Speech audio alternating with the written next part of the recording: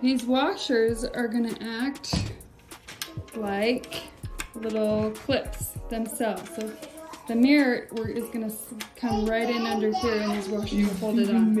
And then we also put a washer down here so that we can slide it right into the side there.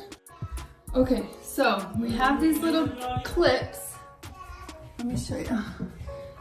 That are holding our mirror on. These are screwed in and they hold the mirror on. We just slid the mirror in this way.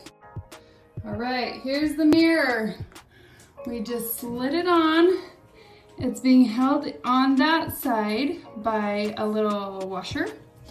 And then up at the top, there's two washers here. See how it's kind of holding itself on to the mirror?